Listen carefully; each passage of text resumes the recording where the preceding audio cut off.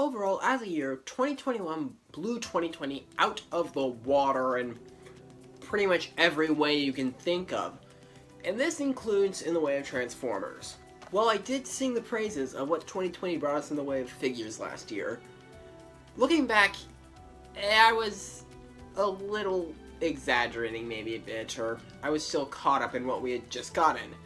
But overall, this year in the way of figures, distribution, and overall availability of figures was significantly better and way, way more fun to, well, collect. It made collecting fun again, pretty much. So, that brings up the question, who was the best of this year? Let's find out and count down the best of 2021.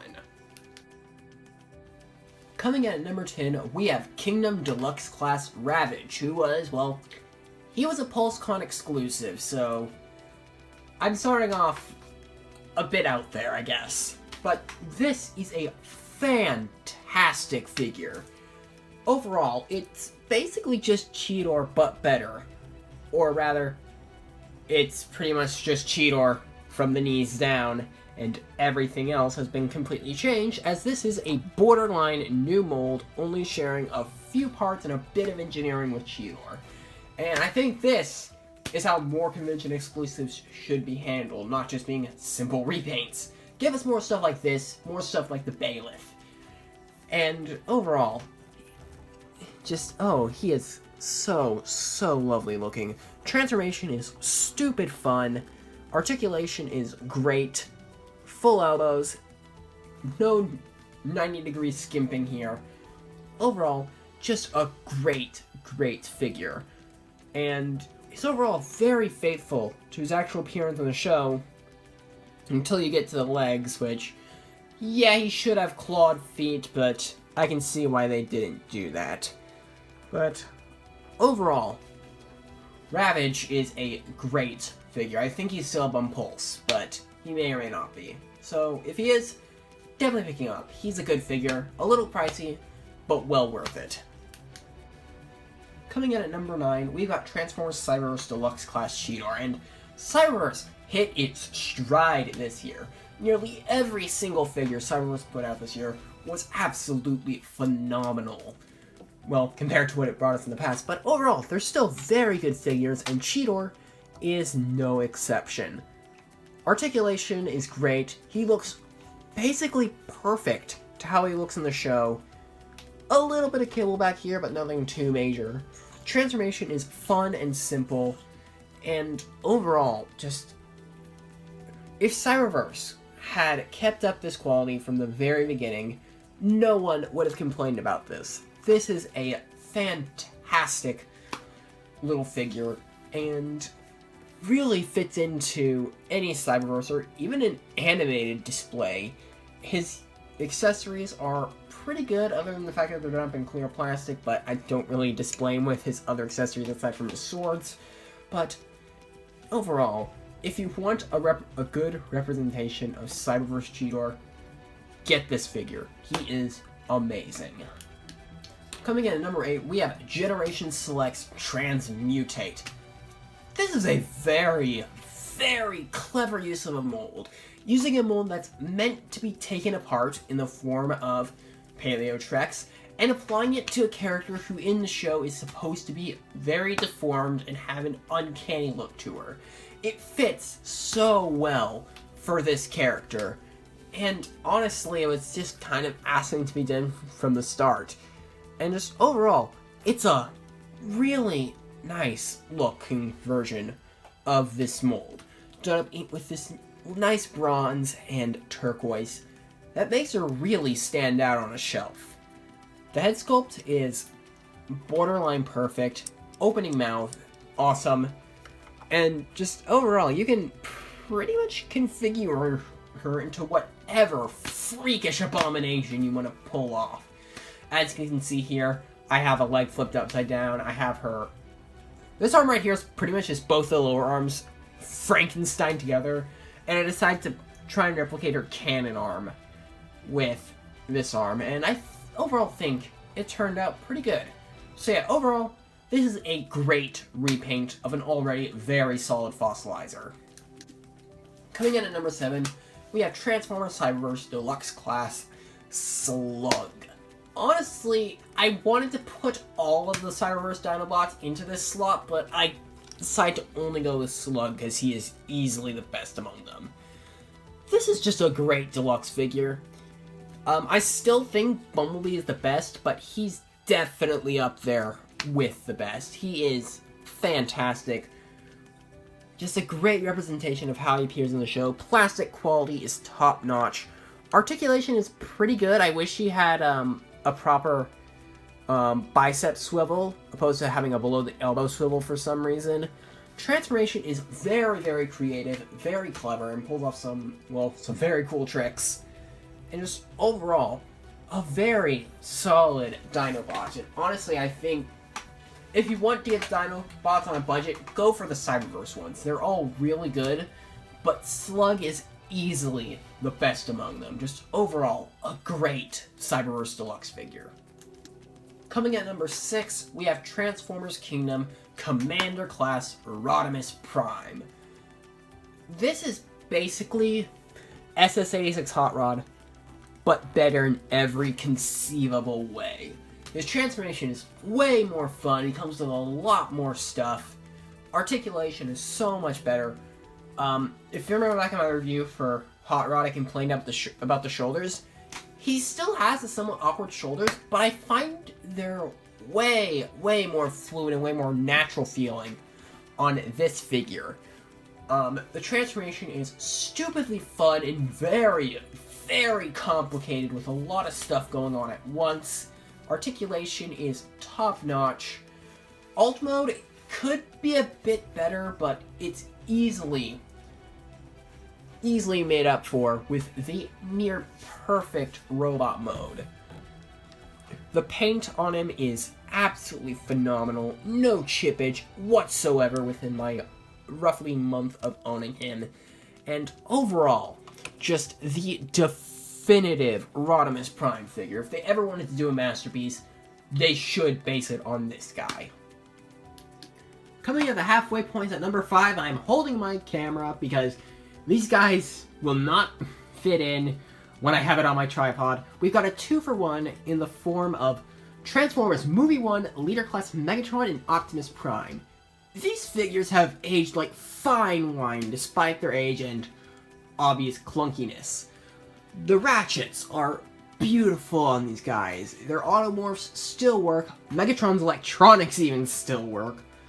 Articulation may be behind the times, but I can easily forgive that for the sheer amount of charm that these guys have. Optimus' transformation is super, super fun, and Megatron's just fun to pose around. Prime has some insane ratchets on him, specifically in the elbows. Alt mode is just fun to roll around and just have a massive, massive truck just rolling around. Megatron is a thing, but overall, for the price they got these guys and just the charm of just having them to begin with, easily brings them up to some of my favorite figures I've gotten this year. They're both great. Coming in at number 4, we have Studio Series 86 Voyager Wreck-Gar. And much like Cheetor, this is basically a perfect representation of Wreck-Gar.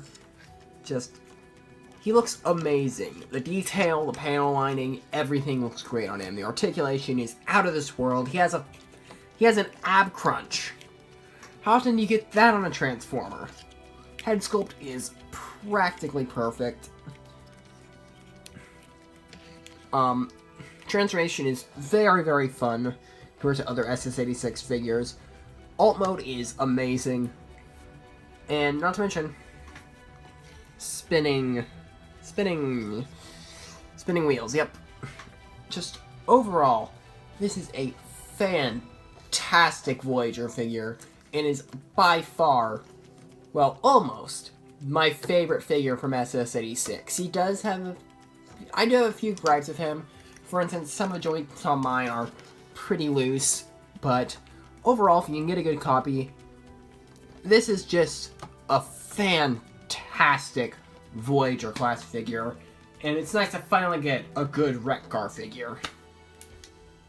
Coming in at number 3, we've got Transformers Kingdom Voyager Cyclonus.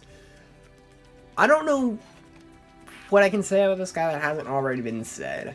Everything about him is handled so well. His transformation is really, really clever, with basically his entire torso just unfolding from itself, and him basically doubling in size when he transforms, or that's how it feels at least. Articulation is pretty standard, but still pretty good, since standardized articulation is a thing now. Head sculpt is practically perfect, marks the return of light piping. And just overall, he's handled so well, and is one of the standout figures of Kingdom. Overall, just as a figure, I don't think we can get a much better Cyclonus than this. He does have a few issues that I've been noticing. From what I can tell, this guy yellows very, very easily, so keep an eye out for that. But other than that, just keep him in a nice dark place, and you should be fine. But overall, just an absolutely stellar figure. Coming in at number 2, we have Kingdom Leader Class Megatron. This figure's engineering is amazing. It's one of the most complicated leaders that we've gotten in quite a while. His transformation has a lot to it. Both modes look great. The alt mode has virtually no kibble. And the robot mode is surprisingly clean. And honestly, I don't really mind the backpack that much. I do fear for the longevity of the rubber bits, but so far, he's held up very, very well within the 6 or so months that I've had him. Articulation is a little below average, but that's mainly because of, how he's designed. And overall, he's a great representation of Beast Wars Megatron. Feels like a leader, transforms like a leader, and has the overall quality that I would expect to see from a leader. Before we get into the best figure of the year, let's take a look at some honorable mentions that barely didn't make the list. SS-86 Hot Rod. A figure that I still really like, but have ultimately soured on over the years. His transformation is very awkward and very clashy, and the shoulders still just straight up suck. But overall, a good figure, just not as good as I made him out to be back in January. Airazor. Great figure, just felt she wasn't good enough to make the list. She's very, very solid, great transformation with a good robot mode and a passable alt mode. Sky Shadow from the original Generations line. Fantastic figure, just wish he had some better articulation, but overall, great alt mode, great robot mode, fun transformation, overall a good figure. Also wish his arms transformed a little more. Scourge from SS-86. Big, bulky, intimidating Voyager, fun transformation, great robot mode, great alt mode. Just Cyclonus is better though. Let's face it. Armada Jetfire. Great figure, bulky, chunky, great transformation. Just suffers from the signature Armada jank and lacks some very notable joints. But overall, one of the highlights of the Armada toy line. And finally, Fans Project Sky Z, my first ever third-party figure. Definitely would have made the list if it wasn't for the fact that my first copy broke on me.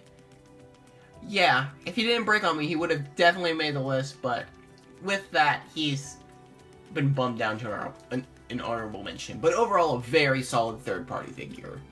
You can get him for like $60 on BBTS if you want him. So yes, on to number 1. Coming in at number 1, the best figure of 2021 is Transformers Studio Series 86 Leader Class Grimlock. This is another figure that's basically perfect in every conceivable way. I have nothing bad to say about this figure. I tried doing a review on it but I couldn't get enough substance out of it because it was pretty much me saying it's basically a perfect figure over and over again. It's huge, it's bulky, its transformation isn't overly complicated, but at the same time, it's not too simple. It feels the most like a leader from any figure that we've gotten this year. Articulation is fantastic, and just overall, this is an amazing figure from SS86, and really does pull together any Chug collection as an absolutely massive figure. Overall, one of the best figures that we got this year, and in my opinion, the best figure that we've gotten this year.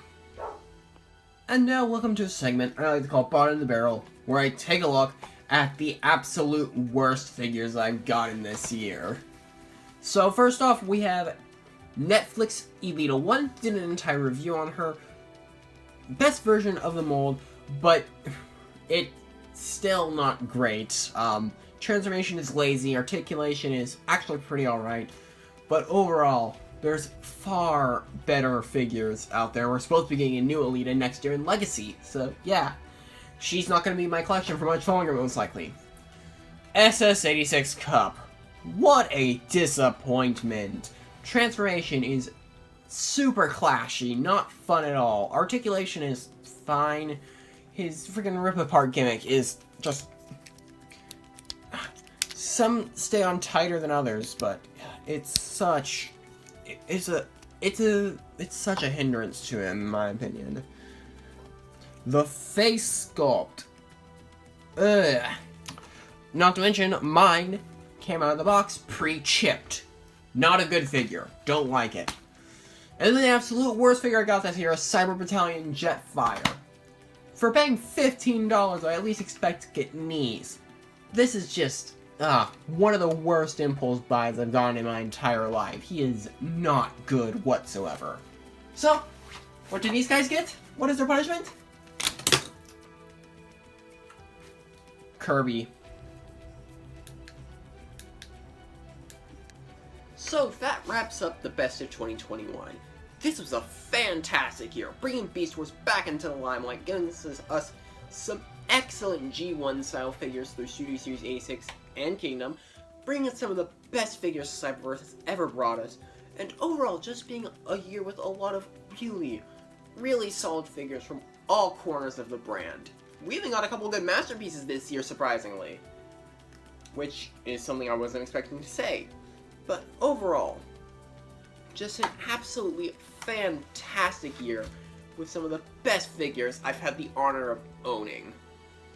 Next year, Legacy is actually looking pretty interesting, and the Studio Series 86 line is continuing.